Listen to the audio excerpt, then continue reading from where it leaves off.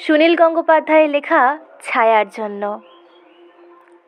গাছের ছায়ায় বসে বহুদিন কাটিয়েছি, কোনোদিন ধন্যবাদ দিইনি বৃক্ষকে। এখন একটা কোনো প্রতিনিধি বৃক্ষ চাই, যার কাছে সব কৃতজ্ঞতা সমীপেশু করা যায়। ভেবেছি অরণ্যে যাব, সমগ্র সমাজ থেকে বৃক্ষকে খুঁজে নিতে। সেখানে সমস্তক্ষণ ছায়া, সেখানে ছায়ার জন্য ব্যাকুলতা নেই। সেখানে রক্তিম আলো নির্জনতা ভেদ করে খুঁজে নেয় পথ। মুহূর্তে আড়াল থেকে ছুটে আসে কপিস হিংস্রতা।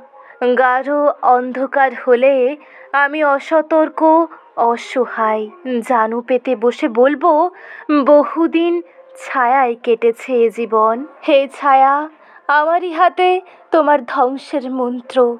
বুকের ভেতর ছিল শ্বাস, তার পরিক্রমা ঘূর্ণি দুনিয়ায়, ভূতলে অশুভ শব্দ।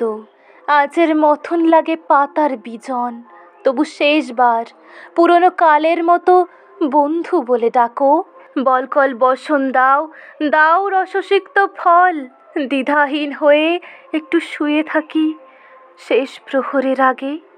এই হত্যাকারী হাতে শেষবার প্রণাম জানাই।